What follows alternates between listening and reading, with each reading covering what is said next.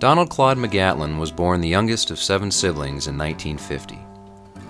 As many young boys in Denton, Texas did, he quickly fell in love with the town's favorite pastime, football.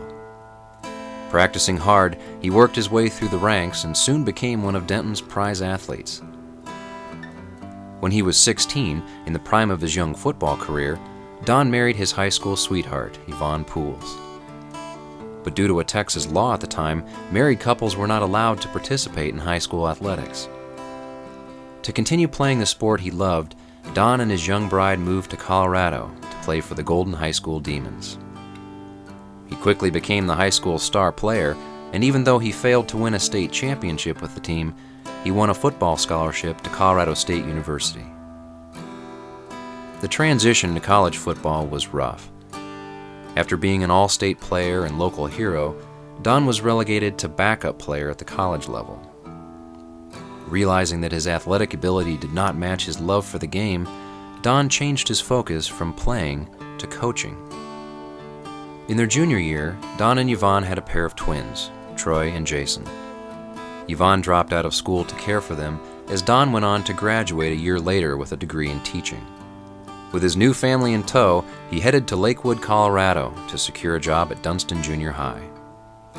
For the next few years, Don taught classes while assistant coaching boxing, track, and girls volleyball.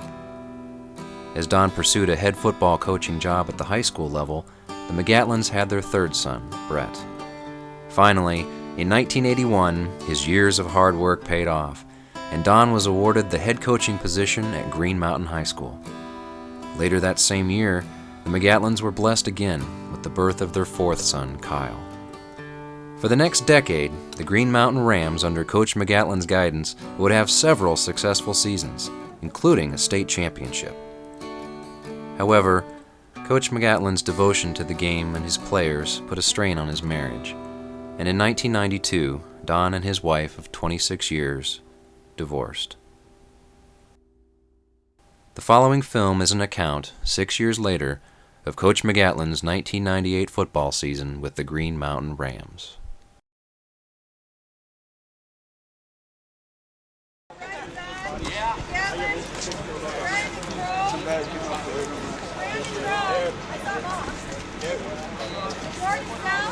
Let me explain first of all about the camp. This camp is not a fun camp. It is the hardest thing, son, you have ever done in your life. I can promise you right now. It's not Cub Scout camp. It's not getaway fun camp. It's not going to Albuquerque and playing basketball. This is a work camp. One goal and one goal only, perfection. We're going out, we're going after Wheat Ridge, we're going after Lakewood, we're going after Golden, we're going after that Loveland team the first game, and we're going after being as best we can be. I'm not sure we can win a state championship if we do great. I'm sure we can if we don't try. This is our attempt. If you still have a chance, we haven't got on the bus yet. If this doesn't sound like something you want to do, grab your stuff and sneak out the back. Don't go with us. Because if you get on that bus, man, you're locked in. You're locked in.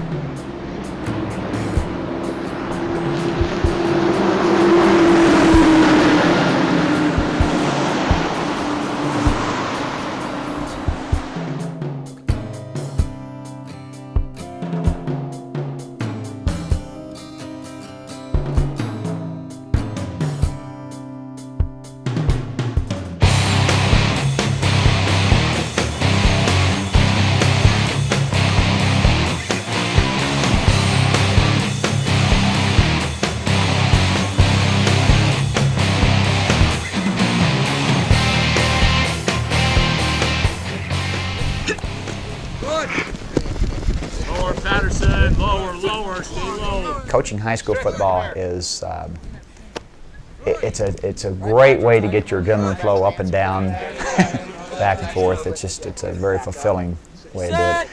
It gives you a chance to follow a kid through his lifetime, and I have kids, doctors and lawyers, and that come back and see me. It's really fun. It's really interesting.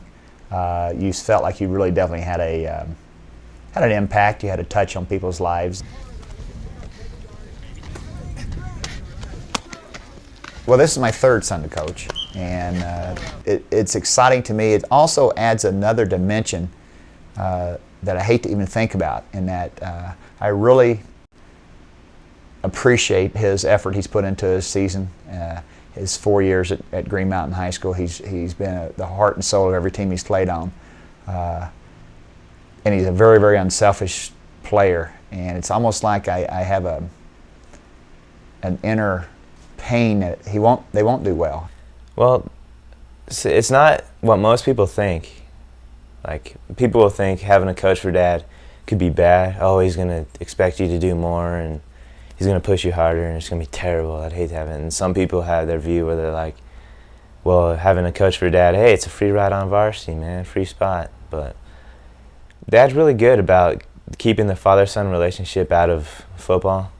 Like, when we get home, we'll talk about it, and when we're sitting around dinner. But like, when we're on the field, he treats me like everybody else. He makes me do everything else that everyone else has to do. He's a big key to the team because he has to have a good season for us to be good. All right, now your neck is going to be bowed, your head is going to be up. Your point of attack is belly button to the numbers. That's what you're looking at. That's what you're aiming with your nose. But you're not. Coach Steve, he's a good guy. He's real intense. After we win a big game, he'll run through headbutting everybody with their helmets. He's a good guy. He's a great coach too. If you ever want to have a good conversation with Coach, you just talk about wrestling. That's all you got to do is just talk about wrestling. You mean my favorite? I'd have to say Goldberg. He's my top. See, my favorite is Diamond Dallas Page. In fact, I just ordered one of his T-shirts that my little brother did too, that we're going to be wearing around. Coach Gunko's favorite is Dude Love. I don't even know what Dude Love is. Well, if you did, you'd be laughing. Hopefully my wife thinks I'm Dude Love. My personal goals for the upcoming season is to join up with as many of the athletes as I can. By joining up, what I mean is to link together in our ambition, our goals. We feel like we can have a really good football team. This group of kids, since they've been freshmen, have always won. They've only lost one game as a group together, but you know, that's not necessarily going to make them champions. What I'm hoping makes them champions is a joining up together of spirits and goals and a very, very non-selfish approach to winning football games is what we're looking for. Doing my split in. Give me a great pattern. Get on that sideline, turn it that sideline, like a fade to come back. Okay. Tight zone boot leg. It's a left. Tight zone boot leg. Come back.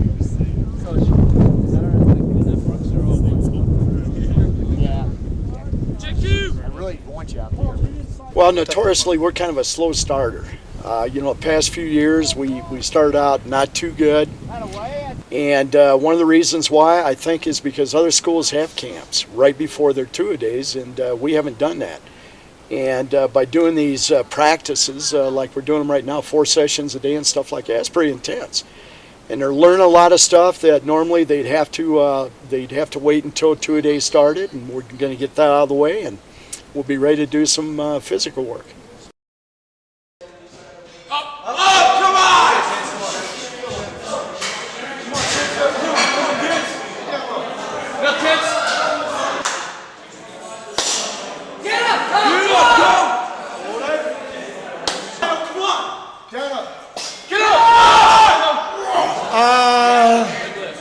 Some guys are pretty impressive, other guys not so impressive, kind of both ways. The thing I really like, though, is they get after it. The intensity part, it kind of psychs me up, too. You find a lot of times if they get pretty excited in here, they're going to get excited on the football field, too. Orlando, buddy, come on now. Come on. Come on, beat the fight. Come on. Come on. Hurry through. 4-8-4, 4-8-1. 5-3-8, 5-2-7. That's a better run. Oh, 5-4-1, 5-0-5. Hurry, hurry, hurry, hurry. 4-6-6. Oh, nice. Good start, Kyle. Good start. Come on! Come on now!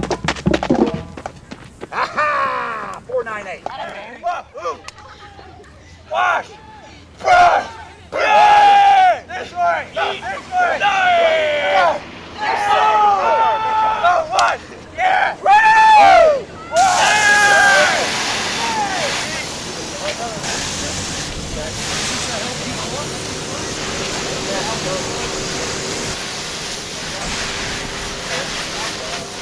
All in all, the whole day we'll probably earn around $3,500, $4,000 for the first fundraiser of the year. I'm going to do as best I can is have all the numbers out by Monday, Tuesday. If there was a way we could get at least your first stringers, do you know who you're kind of a different kind of a coach. He's not the most organized coach, but yet he's good with the kids. With my oldest son, he walked away out of this high school feeling like they were a family. As far as eligibility goes, briefly, is if 2 teachers turn them in as having Fs, they are automatically ineligible for the following week and can't play the game. Health-wise, diet is real important during football. Water is very important.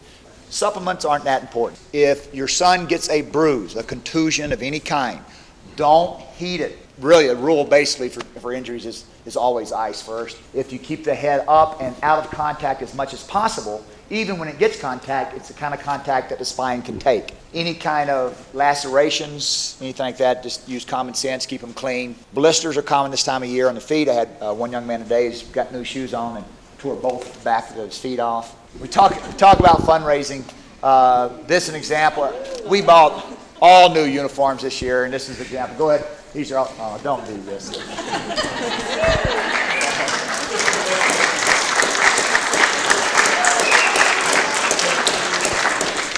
I swear if you started playing music, you'd get one of those shows from them.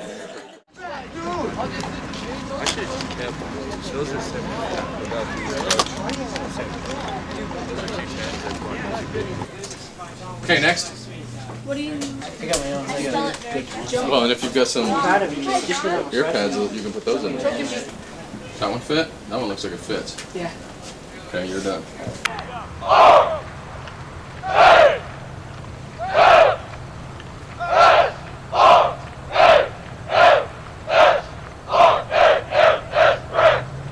Ready!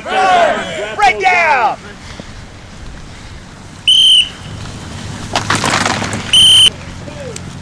Ready! Break down! Get your feet apart, break down like a hitter! Hold it, everybody, hold it. Let's get this breakdown right. Sure. Guys, break down this an old man with diarrhea. Alright, break down, it's down here! Down here! Butt down, head up, ready to hit somebody! Stop looking crappy, look good out here. Come on, Stuart! Break down, feet apart, eyes in the middle, break down! Ready! A breakdown! Hands inside, fight! All right, Wes. Hit your rhythm. Hit your rhythm. It's like punch, work your feet. Feet. 1, 2, 3. Hit it. That away, Purvis, that's away. Now we're looking better. Let's go now.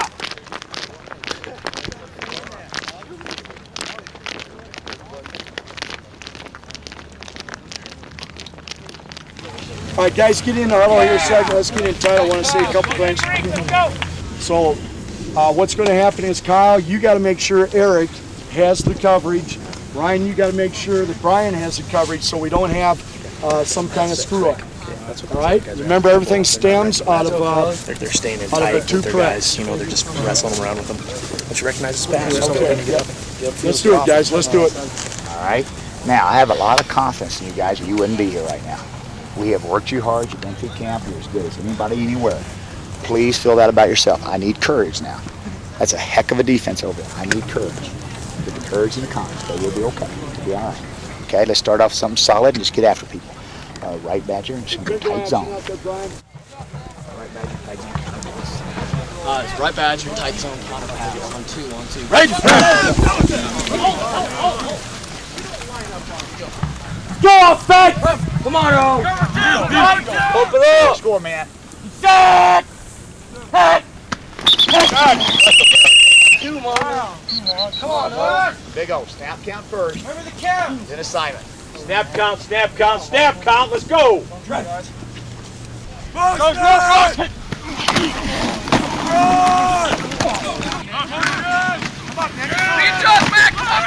Get there!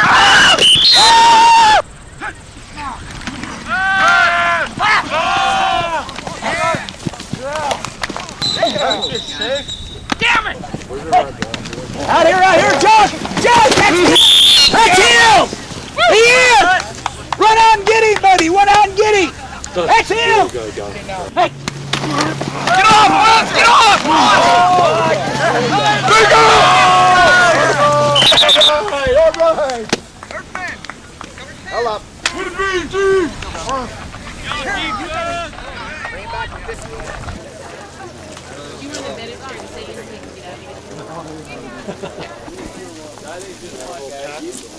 You're welcome. That's a whole pack.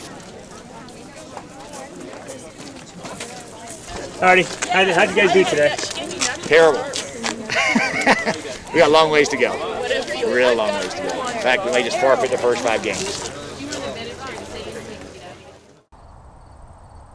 Probably a little early to be ranking somebody number 2 like us with as much inexperience. It doesn't bother me. I'm always happy that somebody at least thinks we're decent. We might be the number 2 team. We might be the number 5 team. We might be number 10 team. I don't know. Well, I don't mind it. It doesn't bother me. It puts a little pressure on us. But, you know, if you don't have pressure, then you probably shouldn't be playing the game. Grass is flying back, Orlando.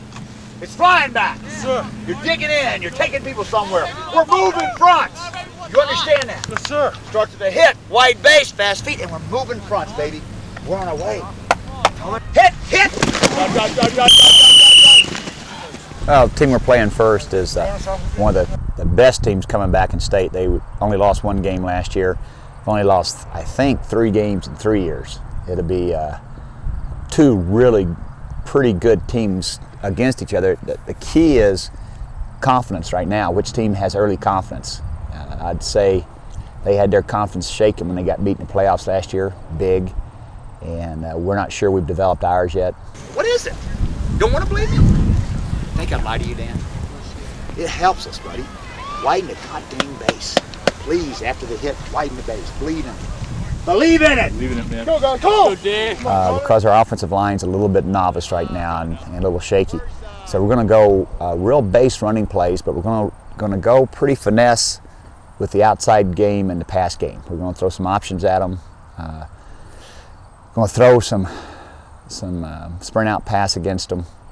The running plays will be very, very basic and simple, only about 4 solid running plays. But we will have to finesse them, we feel like, to win the game.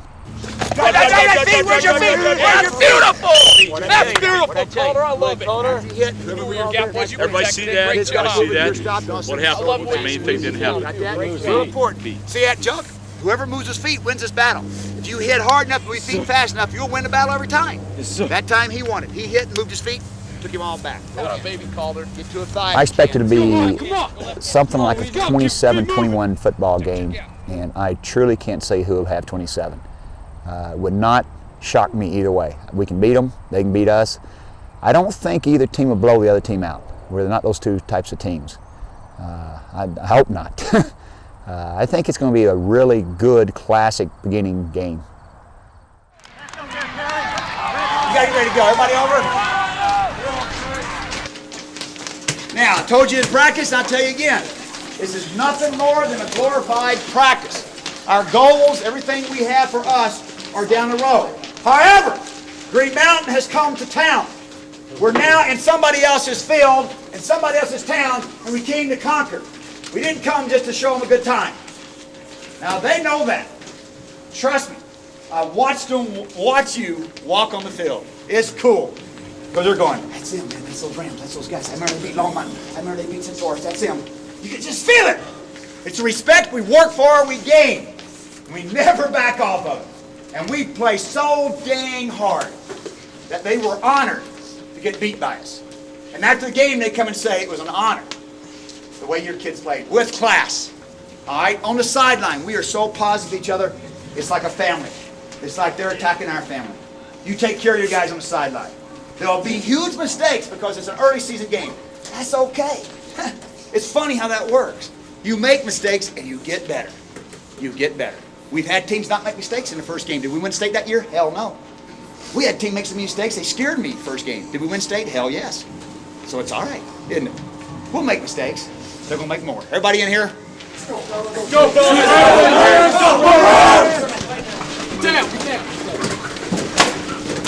Anytime when you're in enemy territory, you come tighter together. You circle your wagons. You fight like hell to protect each other. Our defense, I'm telling you right now, There's not another one like it. I don't believe it. I think you're fixing to show that. I don't think there's another defense like ours around, from what I saw. All right? Let's protect each other. Let's believe in each other. We have three things, man. We have three things. Commitment, courage. God love courage. And we'll build this confidence. Are we going to stop? Father, who art in heaven, hallowed be thy name. Thy kingdom come, thy will be done, on earth as it is in heaven. Give us this day our daily bread, and forgive us our trespasses, as we forgive those who trespass against us. And lead us not into temptation, but deliver us from evil. For thine is the kingdom, the power, and glory forever. Amen. Let's go, fellas! Let's go!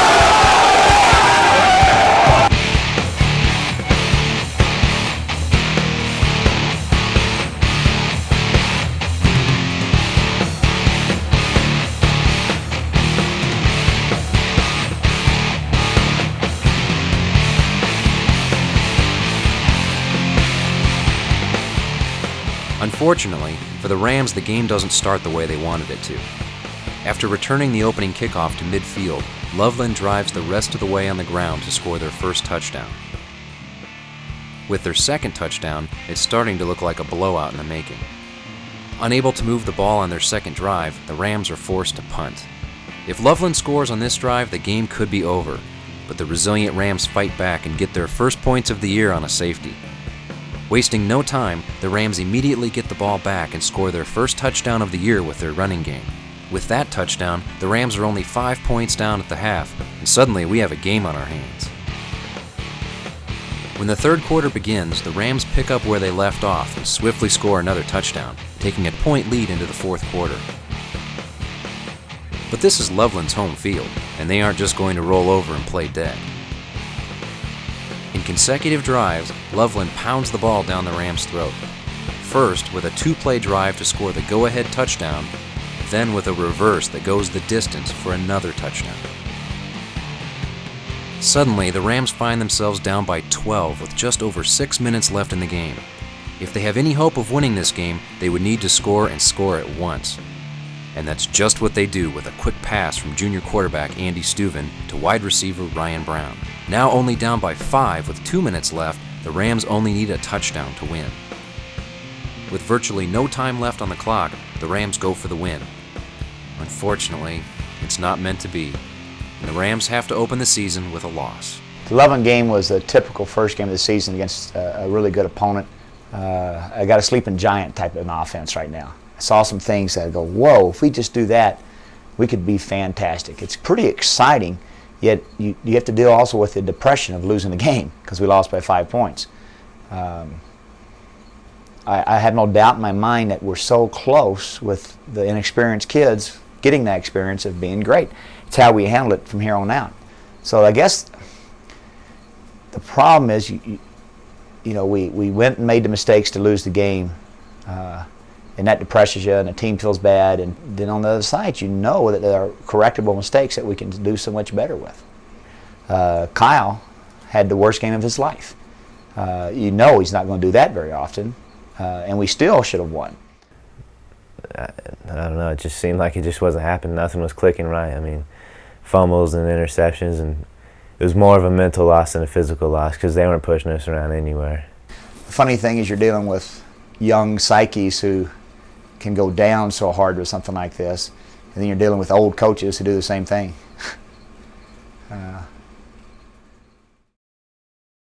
I've been contacted by a bunch of schools, including CSU. They told me they were interested in me and they want to keep talking to me. Finally, when I got a chance, I figured I'd go up and watch CSU and Sonny Lubick, and it was cool to actually go to a CSU game where my dad played for. And I think it'd be fun to play for him. I mean, I haven't really seen the town much, but from what we drove by, it looked pretty nice, and I don't know, the fans are pretty cool there. It just looks like a nice place to go. I probably will play, but that's not really a big concern on my mind. It will be once the season's over, but I would just want to concentrate on my last year. In their second game, the unthinkable happens, and the Rams get blown out. How was your weekend after that? Pretty tough? Pretty hard to sleep that night. Ask you felt better after the Bronco game? I slept good last night.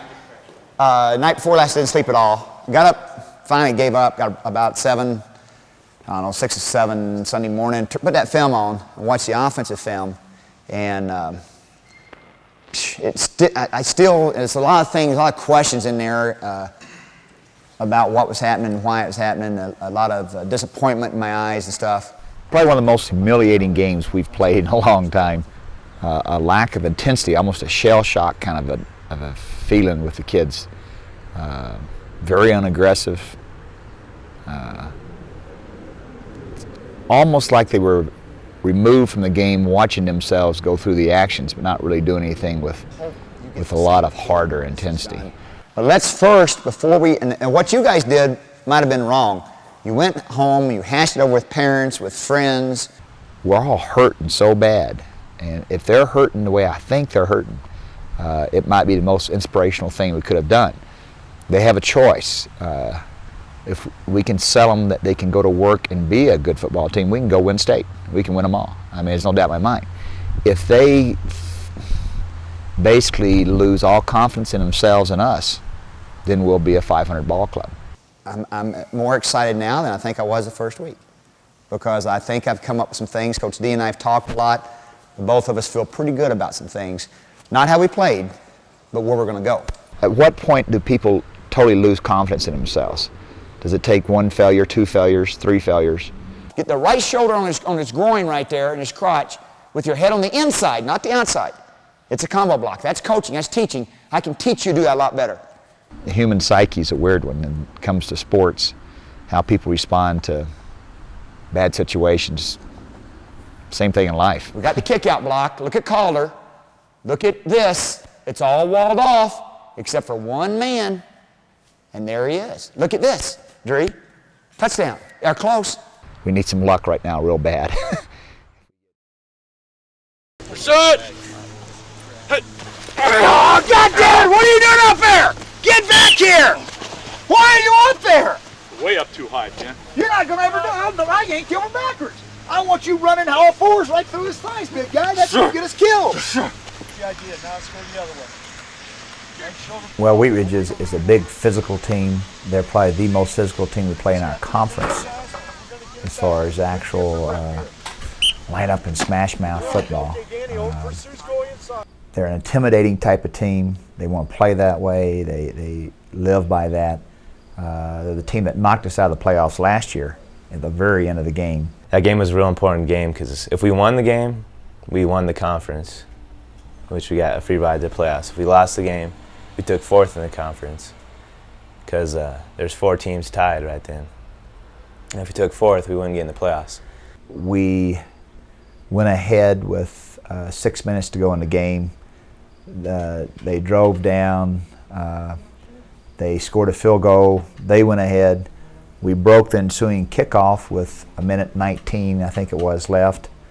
And then we drove down and completed a pass in field goal range to win the game. We did the hell Jane, the 25-yard out, and I caught it. And when I caught it, I had to slide because it was down towards my feet, so I slid down like this. And the officials called it out. It wasn't out. I mean, it was around our sideline. The official blew it. But what's worse is our quarterback, little Andy, my quarterback for this year, just went berserk on the official. The crowd just erupted and started throwing candy at him. And he got flagged, and they moved us 15 yards further back with 4 seconds to go, which took us out of any contention to win the game. And afterwards, the fans were pretty pissed off, and they chased the refs off the field and broke out the refs' windows. But it left a real bitter, sour taste in everybody's mouth. I saw the film today, and I'm still angry that the way it happened wasn't fair. I don't know. It was a pretty dark moment in Green Mountain history. I used to like electric football, play with coins. You take your nickel and try and run through without being touched. Used to be a blast. Basically, that's it. They're planning on getting to our quarterback, who's leading the state now in passing. We're planning on keeping them away, and whoever wins that little game will probably win the game. Now, like I was saying, they base every year their defense off of being real solid up here, keeping people off of him. They don't want anybody to get to him. If you lose this one, like I said earlier, you have to scramble like crazy to even have a chance to go to the state playoffs. And I'd say whoever loses this one is in trouble the rest of the year. if you win this one, you know there's no guarantees, but at least you put yourself in the driver's seat to have a chance to achieve. And our only goal as a team is always to get in those playoffs, to make it to that next level, and see what happens then. Guys, you gotta start talking, and you gotta start talking loud. Loud. I want to hear a lot of talk over here. I just never feel totally prepared. We could use 2 more weeks. You know, I'd love to have 2 more weeks to prepare for this team. But at the same time, you know, they're in the same boat we are, and hopefully we have taught them enough, and they do know it enough that we'll go out there and play well. A big game like this, early you lose, it's hard to bounce back. You know, hopefully we have the material that if we do, we can. I've seen coaches not bounce back.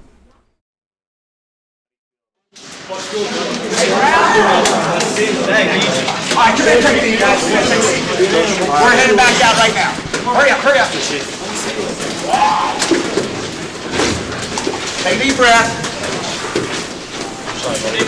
Just a couple of little short things to say. Keep your heads up, look for tricks. Don't jump off sides on the punts, things like that. Remind yourself of playing good, smart football. The other thing is, guys, there's 2 types of people in the world. We've always talked about this. There are people who go for it and people who don't. The people in this room are here because they go for it. That makes you a winner no matter what happens to us. We're not afraid to go for it. As they say up in the cowboy land, we're not scared of nothing.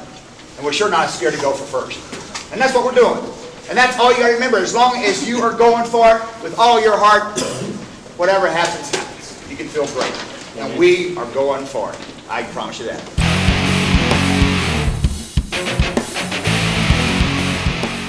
As the game begins, the Rams follow Coach Mack's plan to a T.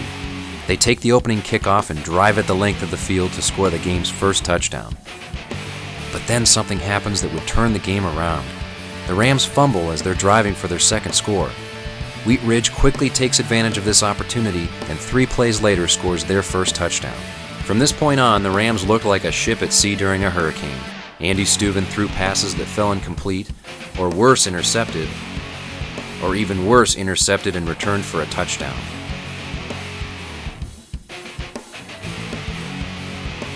The game ends with the Rams losing 14-7. Although Kyle played a great game, it's obvious the losing is getting to him and the team. Rice! Hey, Rice, shut up! Rice! Rice! Hey! Get your ass over here.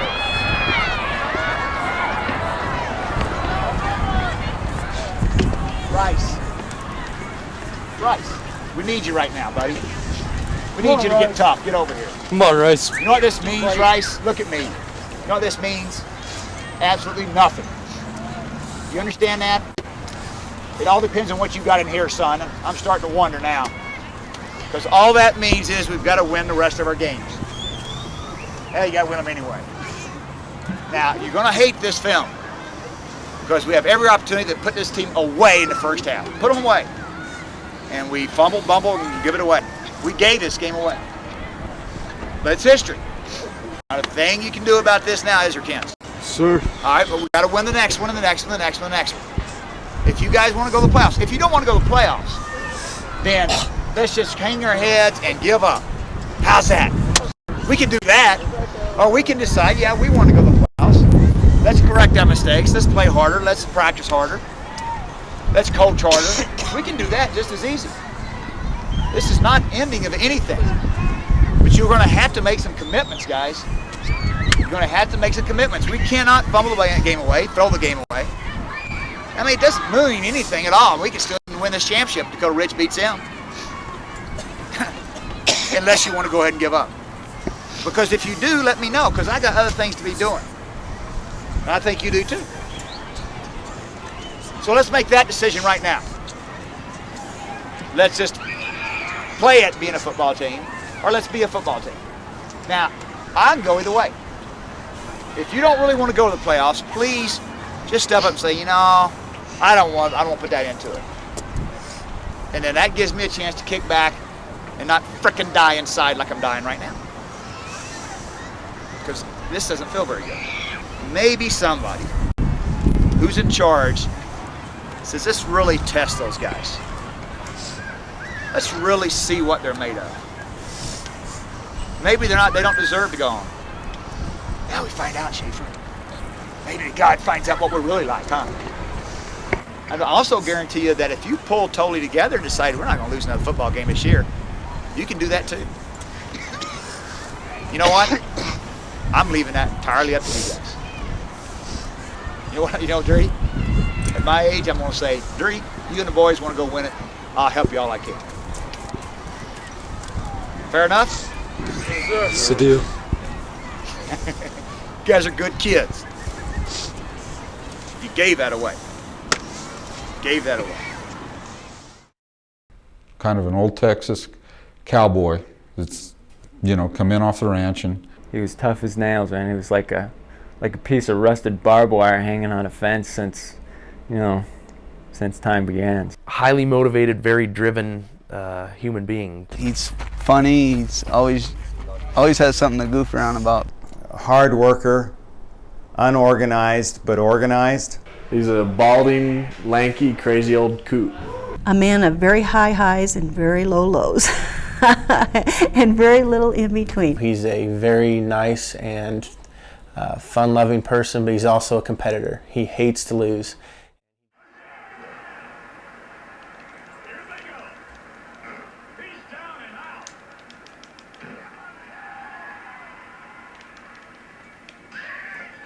It was real hard. I mean, not only making myself feeling bad for myself, but then seeing everybody else's faces.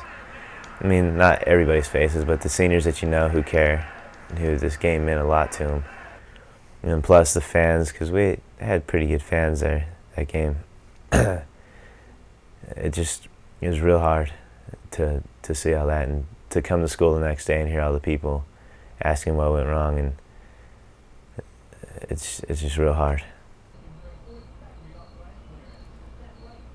I take it personal, as a, and I always have. I always felt like team takes on the personality and the character of the coach a lot, and that makes me feel pretty bad about where this team is, because we're playing what's the term?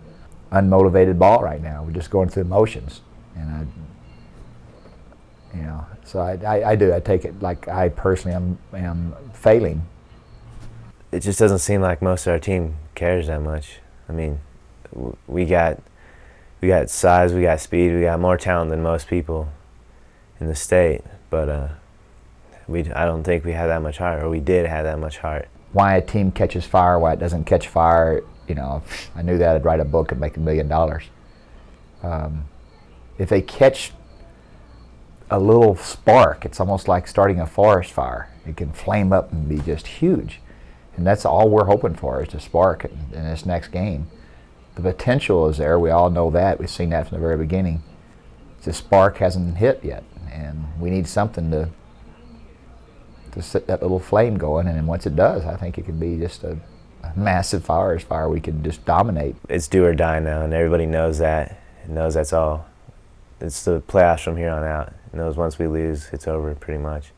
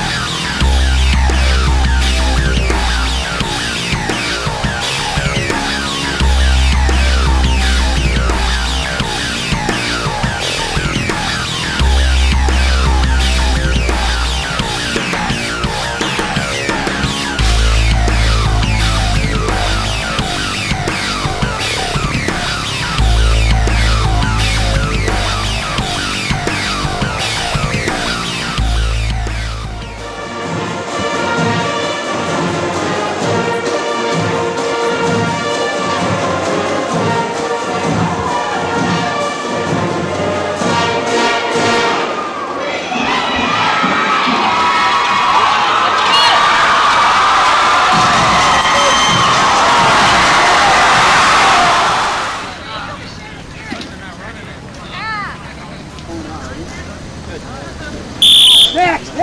Ready. Knock him out, Doss! Knock him out, Doss! Next. That's 2. Knock him out, Doss. Have some guts. Knock him out.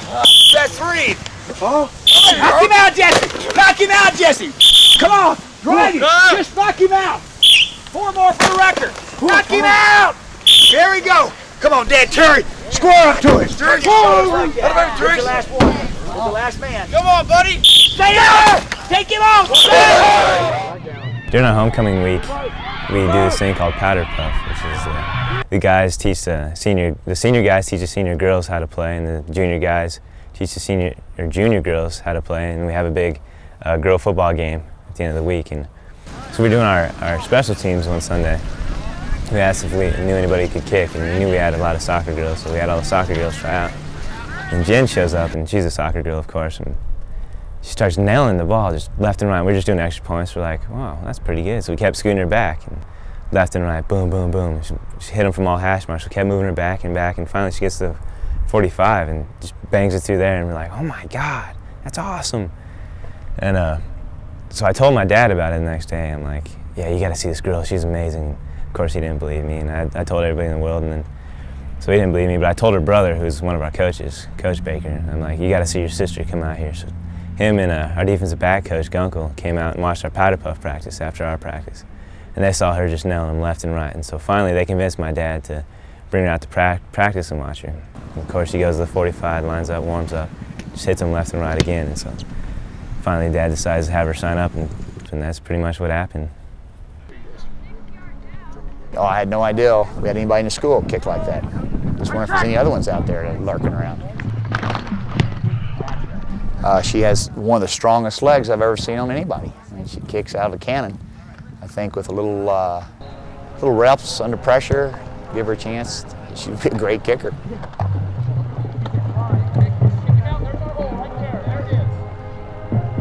I think she's going to be okay.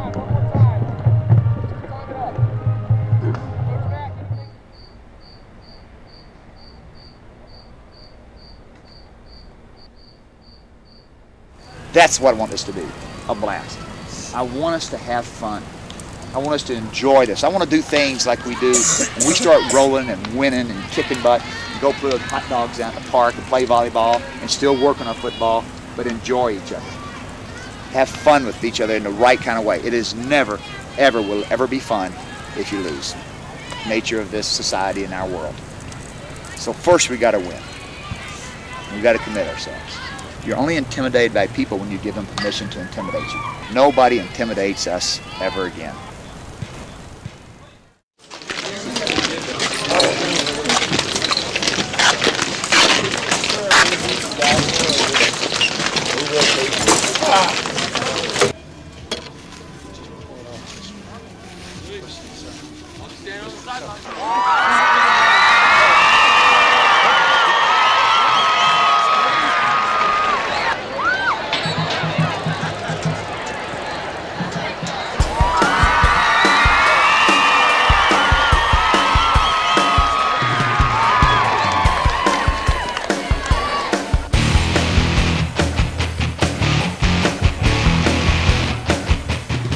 After a relatively quiet first quarter with neither team able to move the ball, Green Mountain finally puts together a drive to score the game's first points. Unfortunately, it doesn't take long for Arvada to retaliate as they take the ensuing kickoff the distance to tie the score at 7. But not to be outdone on scoring quickly, the Rams score on their next possession with a deep pass to their tight end.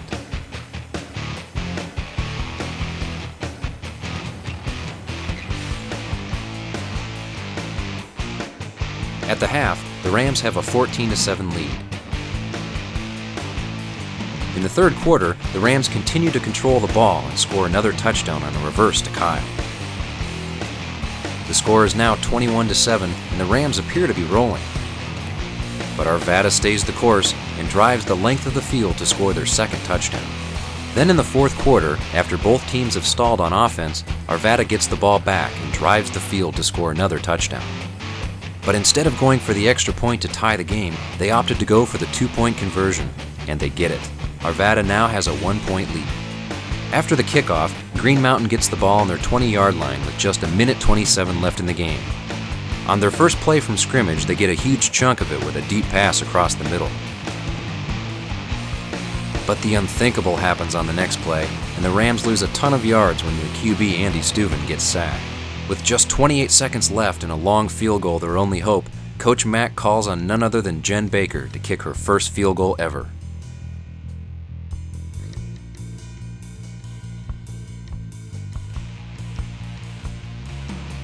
She splits the uprights, and the Rams win their first game of the season.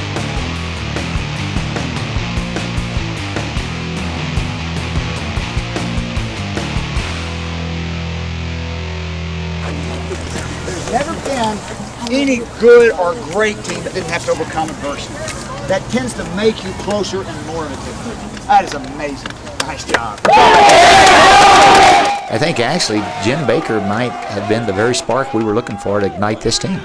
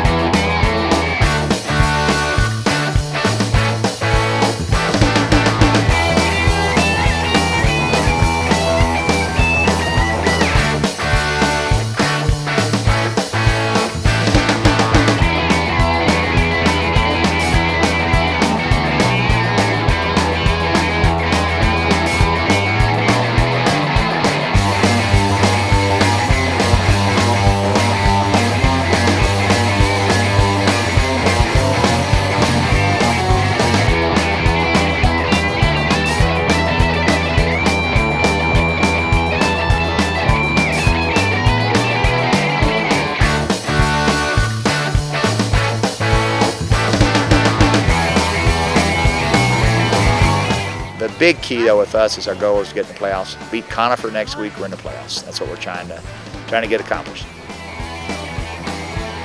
The Rams easily beat Conifer and capture a state playoff berth.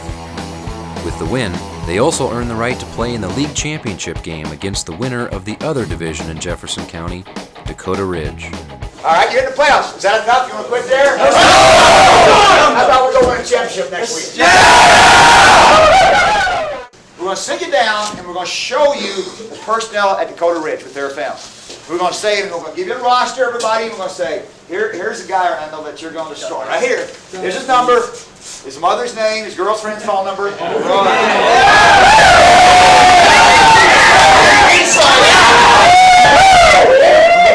it takes to get every single person ready to play those guys. Let's stay on track here a little bit with what we're doing, not just stand around, because this is important. I think it's one of the most important things we're going to have. Let's talk about personnel, first of all. Let me first, and we're going to talk about this, but tell you where we're at with Steuben right now and what's going on. Okay, and I had a bad day with Steuben yesterday, and it was my first one. He was in the toilet, he was down, and as soon as Steuben gets that way, he has a ripple effect on me and everybody around him. Okay, and the talk I had today was, and we need to think about more talks to more people like this when this starts happening, when someone starts bringing other people down. And the basic talk was this: the ripple effect thing is if you're positive about what we're doing, if you're excited about what we're doing, it ripples on everybody in that offense. I mean, you can just feel it. When he's pumped up a little bit, like he was today, but that's after the talk. I said it makes a difference. If you're negative like yesterday, my whole offense goes into a deadline. Yeah, he affects everybody. You flatline thing. Yeah. All right. He needs to understand that, how important. And I think I got it across. I had a good talk. I felt really good about the way he responded to it. And I told him point blank, and I haven't done enough of this. And you guys tell me this. But I said I'll bench him, and I don't want to. But if I think that that's the kind of thing that's happening, is you're giving a negative ripple effect to the team, and you don't believe in what we're doing, I can't play with you. I have to bench you. Yep. And he popped his head up and he looked and he goes, okay. For us to win the league championship, we need to beat this next team, Dakota Ridge. Yeah, I think we got a chance, and it's going to be a tough game. I mean, they're #1 in state. Dakota Ridge is the best team we've seen in the state this year, and I think. And they're good, but we know how to stop them, and we've stopped them every year. We kind of hope what we've done is set them up over the last few weeks, because what we've been doing is not really what we plan on doing for them. But I think they're going to have a real vendetta of coming out and beating us, and I'm pretty sure we can get them. It'll be a good game, though. Even though the only game they lost last year in the league was to us, they still went on and were league champions. If we have any psychological advantages over good teams, we might have one over them, we hope. We'll see. Okay, let's start on this lead series. I'll tell you kind of what I have in mind here. A split dive pitch. We'll pitch to Schaefer. We fake the split dive to Rice and pitch it coming around to Schaefer, but we have the slot back going the other way. So I just think if we pitch it quick to Schaefer, these two guys, because of Schaefer's speed and ability, will be eliminated. They have to hesitate for this. I don't know what he'll do, but Schaefer can outrun him. Crack on him, lead up on him. We also have a pass for Schaefer, a split dive pitch pass, where we pitch to him and he makes the pass here or backside. If we can get these guys out of the action, it sure helps a lot. We also have slot motion, zone counters. We have our base stuff. A couple of split tosses, one out of Bailey's. We have underscreen out trips. Everything's in. What we have to learn, what we have to get down real good today is a tight lead series. I don't think they can stop it. Perfect. Turn this way. Do you want his hat on, Coach? No, take your hat off. So, I mean, those first games were actually a real good eye-opener for us. When we first came in here, we were expecting just to sweep everybody, and we didn't really, I don't know, it seemed like we didn't really care as much. I mean, some people cared too much and some people didn't care at all. We're beginning to depend on our teammates more than we were before, than just individual stuff.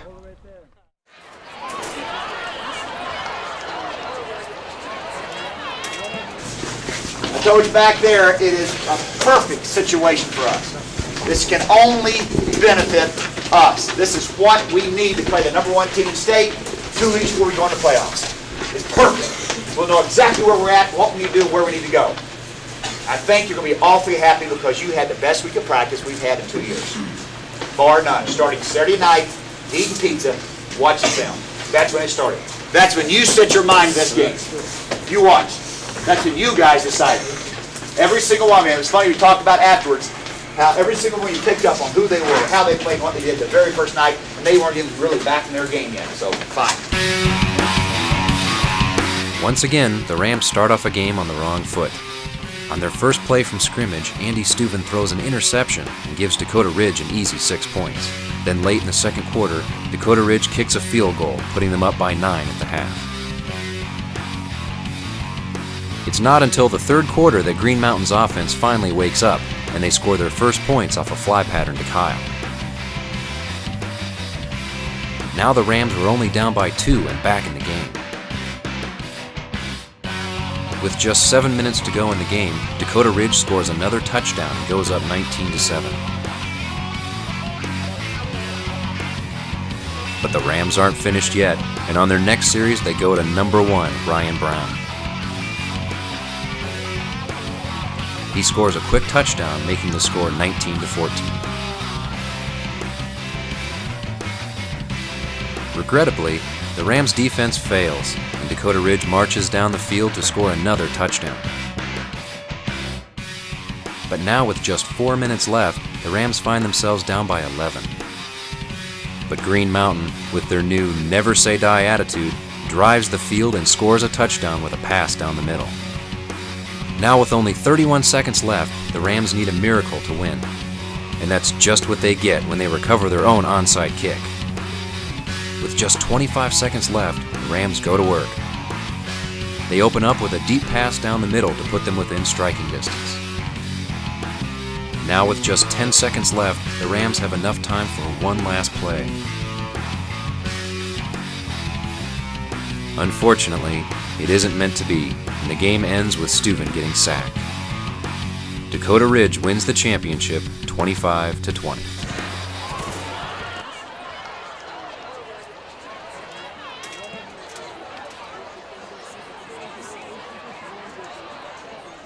Everybody here? See you guys, come on in.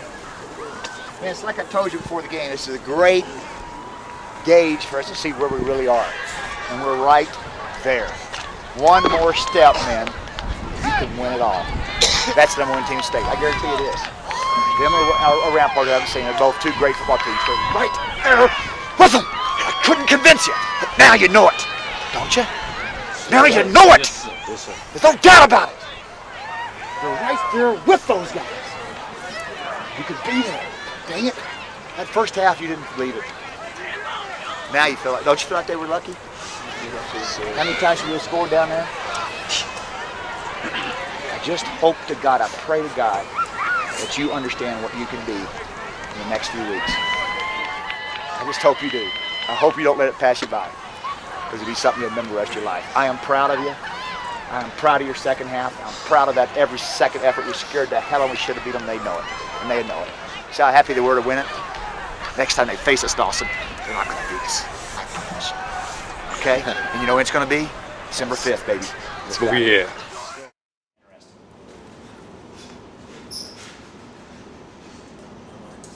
If you don't want me to do this, I won't. And believe me, I've gone back and forth 100 times. But my heart tells me we need to get some things out in the open and deal with it, or we're kind of done. We're having some motivational problems, I feel like, some of the kids. I've seen teams like this before. I don't think they like each other. I don't think they're a team that enjoys being around each other. I think we need to take a strong, goddamn look at ourselves, me included. We're going to talk real hard about the tragedy of the real loss is not the games, but the loss of friendships. And high school football, those people who play it, usually they're very best friends for life, for kids that came from that. And these kids are missing that. There's something missing. They don't understand, that this is going to all be over with and forever. And the guys they'll remember, the guys that they struggled with and played with, and I want to bring that home somehow. I had some friends in Vietnam. The Viet Cong dropped a grenade, a Chinese-made grenade, in the middle of their platoon. They were all dead. This little private, no one really thought much about it, never talked to very much, dove on him. They blew him into pieces. The rest of them lived. We have no grenade jumpers. I'm sorry. And that's the part that hurts. And the part that got me, that blew me up, was have a team that doesn't even like each other. I believe it. If we can find out a way in 5 days, Dreesen, to make this important enough to all of us, I think we can do it. At least we can give it a hell of a shot. I think right now our biggest concern is that we turn the ownership over the team to the kids and they decide if they want to do it. I mean, they're good enough that they can win it. What we want to do is basically turn it over to kind of the team with U6 being kind of the directors. And it came about because there was a chance we could have given up our spot in the playoffs to another team if this team didn't want to go on. I didn't think that would ever happen, but I didn't know. Might be some kids on there who want to. Bottom line is this: as kind of the board of directors for what's going on, you guys are in charge. Practices or conditioning, practices, getting people charged up or not charged up. One of the first things you can do if we, in fact, read you. Now, you were trying real hard in the game the other day. I mean, you're trying to boost everybody up, and you actually went down. It's like you were trying to get everybody else, and you didn't have your game, your normal game at all. But it's hard when you kind of feel like you're by yourself doing it. Now, at least the 6 of you know that each of you are kind of our little secret board of control, if you will. And for instance, if you can get 2 or 3 other people to commit, and that gives us, 10. If you can get 3 or 4 other people to really commit to what you want to do and make it something important to them, then it gives us 14. You pick up another 5 or 6, now we're at 20. See what I mean? We don't have to have everybody, but if we get 20, 30 kids who just dying to go on and keep playing. It's all contagious. Yeah, it'll happen.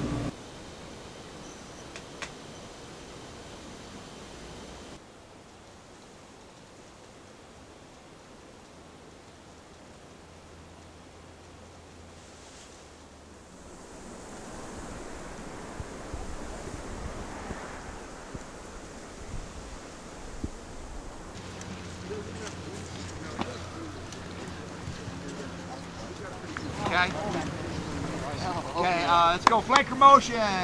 35 on the screen. Whoa. Here we go. Let them get set. Check them out. Hurry, Kyle, hurry. Orlando. Everybody set. Go. Get a block. Oh, under your back is right here, but you're safe. Good. Get set now. We'll get set now. Kyle, get set. Now they're ready. Go. Look like Loretta. Away, Maskey, attaboy. Hey, how do you want me to do that? How do you want me to do one?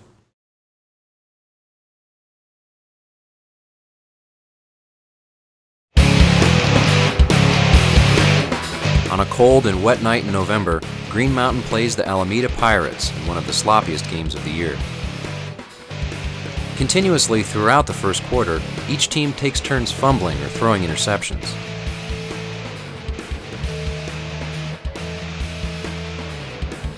It isn't until the beginning of the second quarter that the Rams finally get back on track. After a long run, Coach Mack decides to stay on the ground and run another play right up the middle. The play works and the Rams score their first touchdown of the playoffs. From this point on, the Rams never looked back and won their first playoff game 19-0.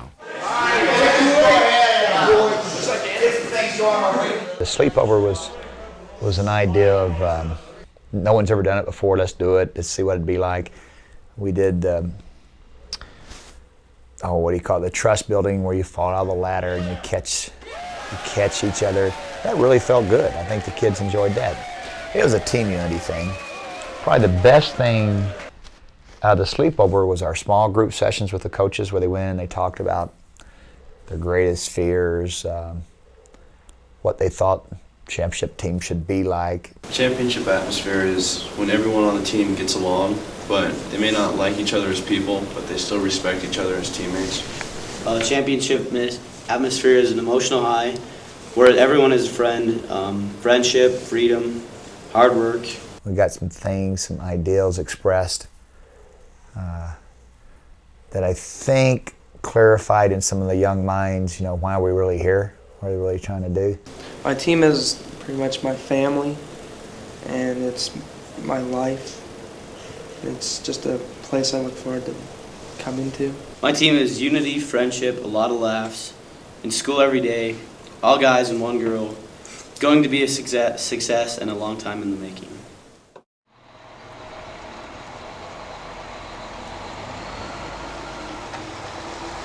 Monday, I was pretty brutal on you guys.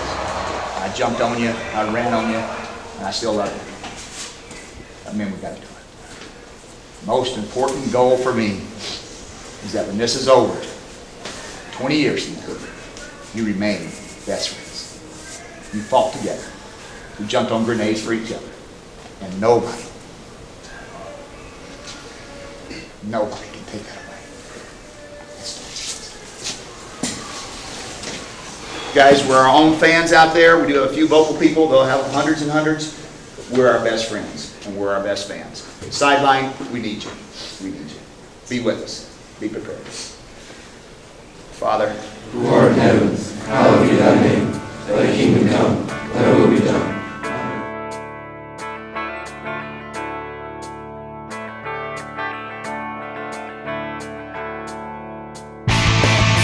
From the opening snap, Green Mountain takes control of the game and never looked back.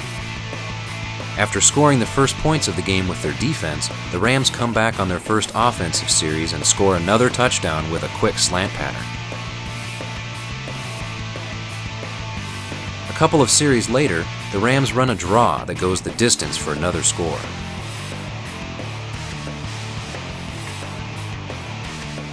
By the fourth quarter, Pueblo Centennial had lost all momentum as Green Mountain continues to charge forward.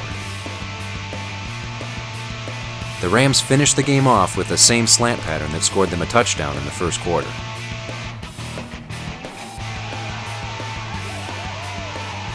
The game ends with the Rams winning 35-21. Green Mountain's back. The Mystique's alive. They got to deal with us. They got to deal with us, Jack. All right. We ain't going away either, fellas. We ain't going away. We'll do whatever it takes, and you've shown me that already. But we will not sleep together Wednesday night. I promise. Tackle, no, off, defensive tackle. Play a little tougher. He's running you back like you're on skates. Come on. I'm concerned about them making the necessary jumps as a team. I mean, we were a very average team a few weeks ago. We're a little above average now. We need to be a little bit more above average to win this next game, and then it goes that way all the way to the finals. Go, Danny, go, Danny, go, Danny! Hey, bullshit! Danny, put your head in his chest. Come on, let's go. Hurry up. That won't get it. Head in his chest, Dan. The difficult schedule Wing motion, split dive. was designed for what I thought would be one of the best teams I would ever coach. These kids as freshmen and sophomores had a 17, 18 game win streak going, and I kind of designed this whole year to be something really special. Knowing these kids from when they were so small, I just thought they would put themselves in a better position. Now, it's not all lost, as you can tell. We're still in the playoffs.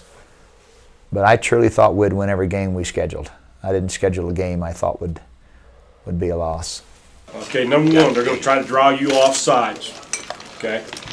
And they do it a lot of different ways. Number one, they'll do it from a robust shift. Okay? And at the same time, linemen do the Dallas Cowboy thing. They also do a Michigan punt from motion from the middle protector. What's that now? Okay? You know, Michigan punt, then the middle protector takes off and goes in motion to one side or the other. Okay? They did that against Shy Motion. Any short yardage situation, they try to draw you off sides with the Dallas Cowboy deal.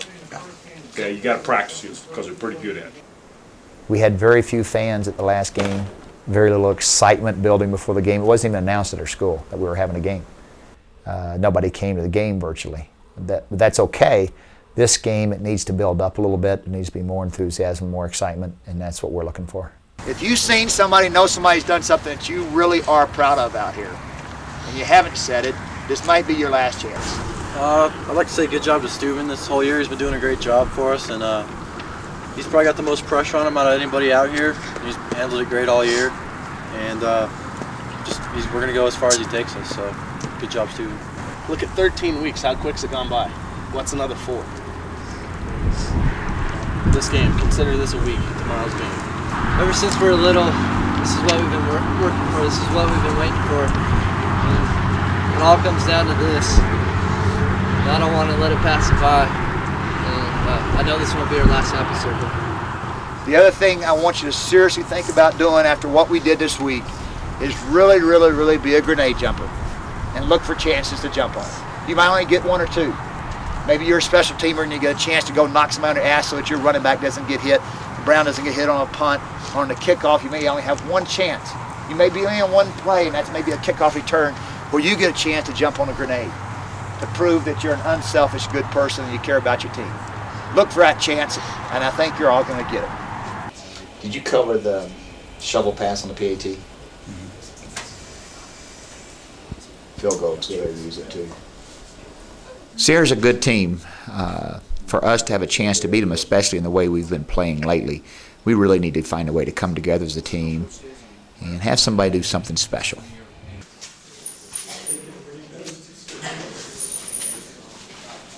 It's scary to see what could happen because I think it could go either way. We can come in there and stomp on them, or it could go opposite. They come there and stomp on us. It just depends on the feeling during the game.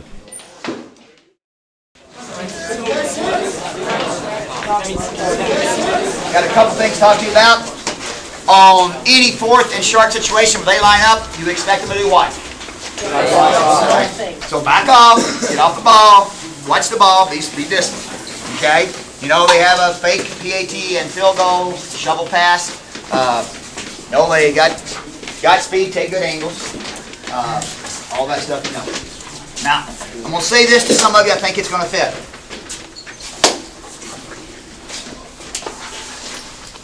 It's a high school football game. It's an important high school football game for us. It's a big part of our life. Coach D and me and the coaching staff, it's a huge part of our life. But it's a high school football game. I didn't used to realize that. I used to think it was bigger than that, Chase. You believe that Coach Mack would do that?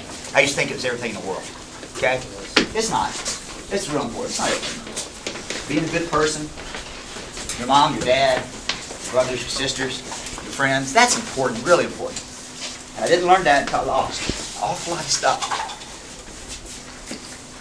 I'd have given up the season to have my dad one more day. And he died at 95. My best friend was killed in a car wreck after a horrible life, and finally got things straightened out. And my very best friend of all time was killed in the prime of his life. I'd give all my seasons away to have him back for a week. Have Johnny back. There are things that are important. All right? So sometimes I get carried away, and I think this is life and death. This is, my friends, some of the most fun you will ever have. And that's what it's supposed to be. It's supposed to be so glorious. It's so exciting. It should be something that 20 years from now we get together and say, remember that Sierra game? Those guys, everybody thought they'd beat us, and we just killed them. We hit them so hard they wanted to give up. Those kind of things that are important. Got just one story for you, and I think you guys heard this before, but I like to think about it at times like this. I got to tell you, this morning I was nervous again. I was real nervous. Kyle will tell you, he and I were both walking around like idiots and couldn't talk. I had to go out and stand with a horse for about 40 minutes and talk to him. He wouldn't listen. Sorry. This happened back in high school. Had a kid playing first named John Maiden, wonderful kid, quarterback. Remember the story? I'm sorry for using that one. It's always good to hear from me. He was our quarterback and strong safety a year behind me. And I was a junior, and my best friend Johnny and I were the leading receivers in East Texas at the time, having a great year. And John was a backup quarterback that year. He started the next year, but he was backup that year. And a good athlete. And I never saw his parents. Never saw his parents. And never thought much about it because he wasn't really a real close friend of mine or anything. But one day I saw him after practice getting in this little car, Renault, little tiny car, with two midgets. That was his mom and dad. John was deformed. He had a small arm. It wasn't tiny, but it was smaller, and he had a small leg. He was still a great athlete, about 6 feet tall. Still a good athlete, but he had those little deformities. Well, his mom and dad were genetic midgets. I knew that. Well, it's cool. You know, I thought that's kind of neat. It's towered over and everything. Later, after the season was over, John invited me to his house, and basically he wanted to ride home in that car. I took him home, and I go in the house, and there's this little furniture for the little midgets, you know, little table with one big chair for John. It's kind of funny. I'm kind of chuckling going. He says, Don, I brought you here to meet somebody. He takes you back in a bedroom. And laying in the bed was the most deformed kid I ever saw in my life. I mean, there was machines all over him. And genetics had played a cruel trick on John's brother, who I didn't know about. No one knew about it. All right, he was laying in that bed, and I walked in, and his eyes lit up, and he was so excited. And I'm going, whoa. I didn't know about this. I know what to say. On the wall, fellas, was something I'll never, ever forget. The rest of my college career, the rest of my high school career, I always remember this. On the wall was pictures of me catching passes out of the paper. I was like something special to this crippled little kid. And I talked to him before. I was very bright. Mind was fine. His body was just deformed. He died a few years later while I was in college. But I always remember that, you know. It always gave me something more to play for. Something more than just myself, my own selfish greed and pride. It gave me that little kid sitting in that bed. I share that with you, men, because I want you to play this for somebody else. Let's do it. Let's play for somebody else. And I know there's people sitting here who know exactly what I mean. There's somebody out there that needs you. Let's play for them. Good evening. Welcome to Jefferson County Stadium. This Class 4A football playoffs between the visiting Sierra Stallions and the home team Green Mountain Rams.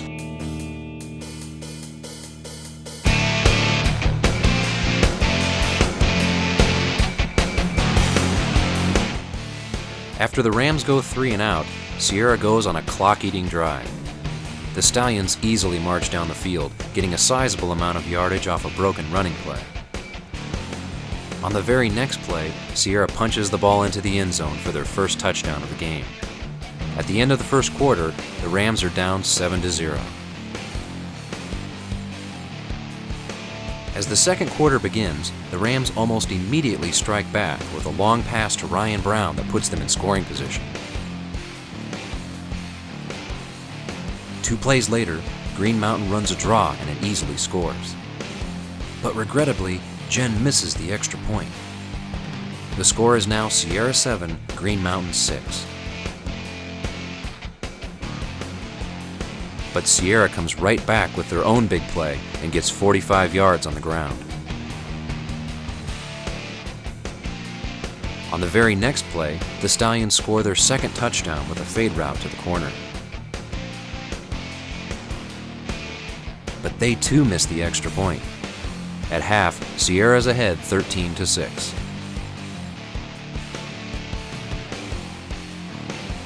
At the start of the third quarter, the Rams' defense starts to tighten up and it begins to look like they're getting the momentum. About midway through the quarter, the Rams have completely shut down Sierra's offense and forced them to punt. Green Mountain comes on an all-out blitz to try and block the punt, but in their overzealousness, they miss the block and allow the punter to take off running. Untouched, he goes to the end zone to score another touchdown.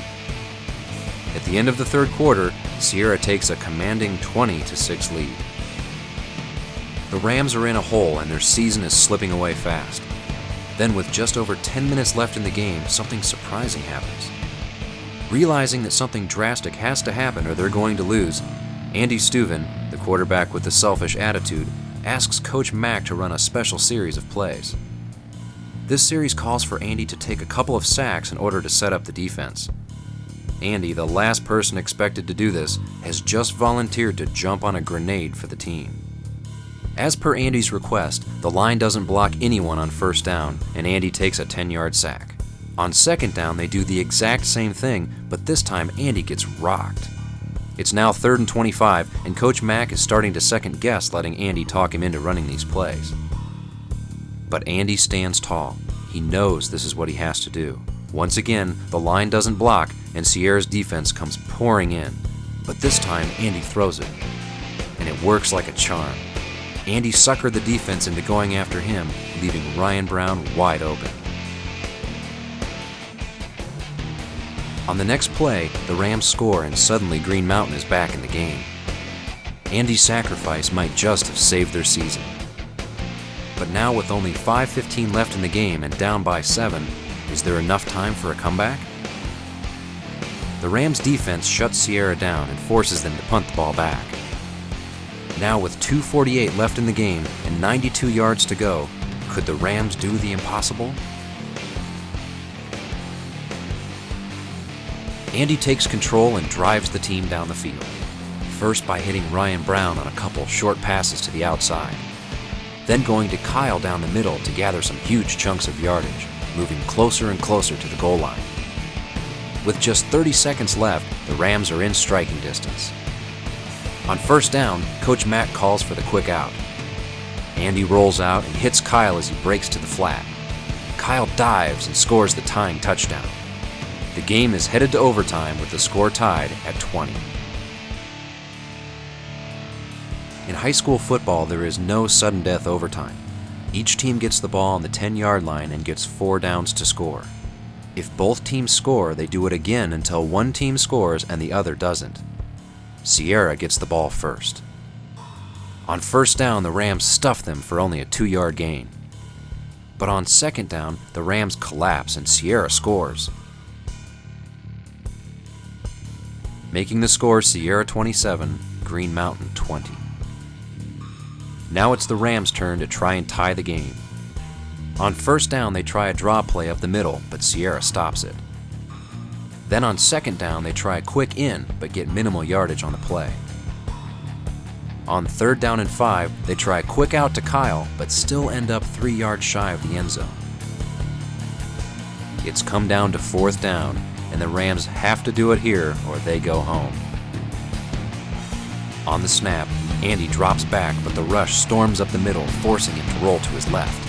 As defenders close in on him, he spots a receiver breaking in the end zone. Andy stops and heaves it, but it goes wide. The Rams' season has come to an end.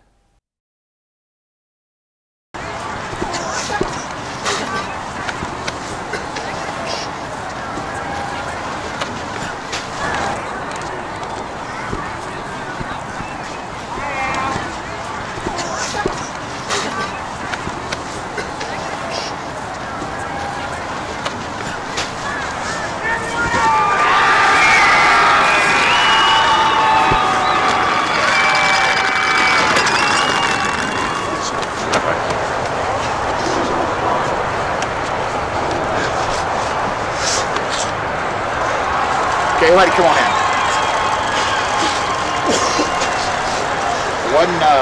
Wasn't kidding when I said, man, it's the more important thing in the world than this team. I know you feel horrible. Learning experience. Damn, I'm proud of the way you fought back. Some great things happened out there. Some guys came back and had a shot. Like I told you, the three things to win it. Fundamentals, blocking, tackling, and staying together as a team. I think you stayed together as a team, and we fake punt down there beat us, but guys, dang it! I mean, you gave it everything you got, put you all into it. I told you we'd do this as a team. I hope everyone here still believes this is a team. Please take care of those seniors.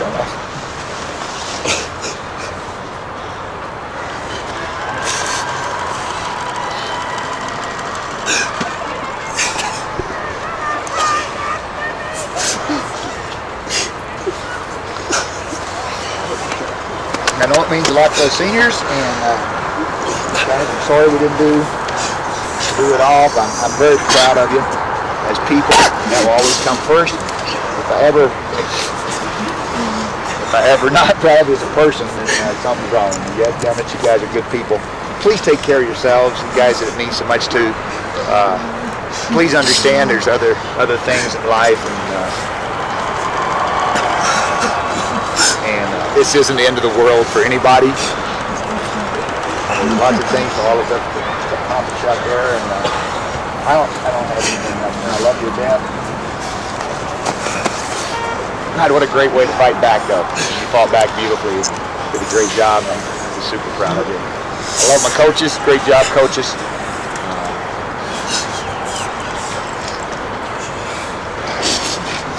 Don't know what else to say. All right,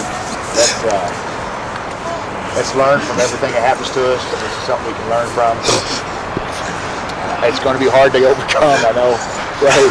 We'll overcome it, guys. We'll be okay. We'll be okay. Please keep doing the right things in your life. Please. All right. Please be the good people that you are right now. Don't do anything to change that. And it will come to you eventually, somewhere down the road. Okay, Coach D, anybody else need to say anything?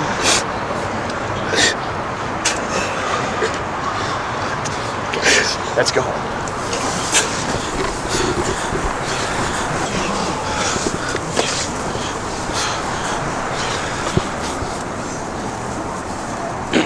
That was our dream, was to have a great football team, and I think it's important to survival today's world that you always have a goal and a dream, and are willing to pay the price. I learned a lot about my friends, about my friends' dreams, and my own dreams, and my dad's dreams, and hopefully most of the stuff will carry out through the rest of my life.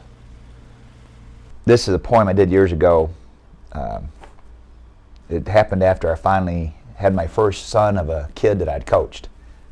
First kid I'd ever had his dad way back in junior high school football, and finally had one of the sons.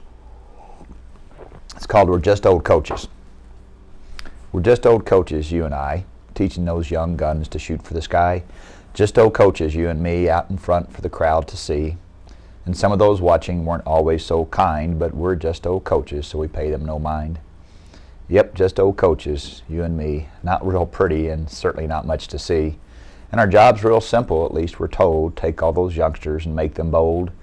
Make them champions every time. Do that, coach, and you're worth every dime.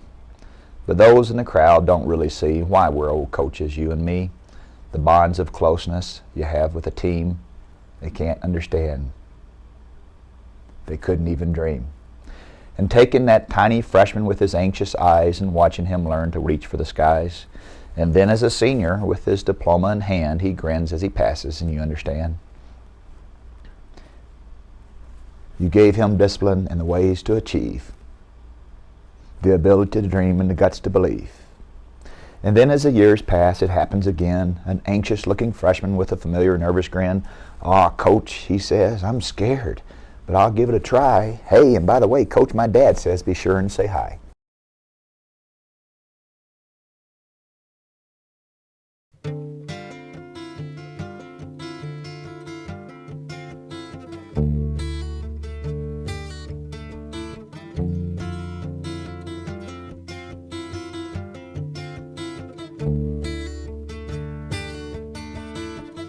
Old man, look at my life.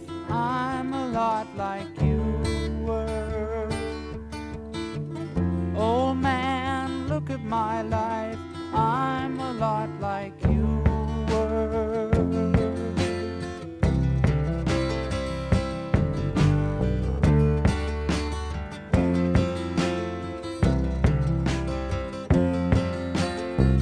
Old man, look at my life. 24 and there's so much more. Live alone in a paradise that makes me think of two. Love lost, such a cost. Give me things that don't get lost. Like a coin that won't get tossed, rolling home to you.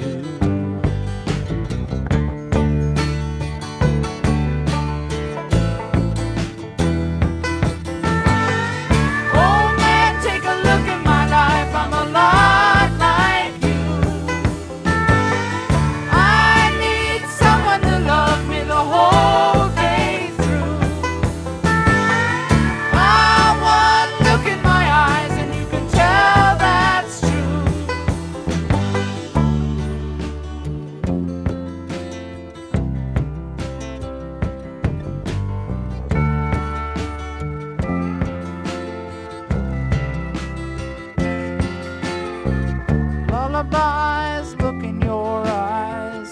Run around the same old town. Doesn't mean that much to me, to mean that much to you. I've been first and last. Look at how the time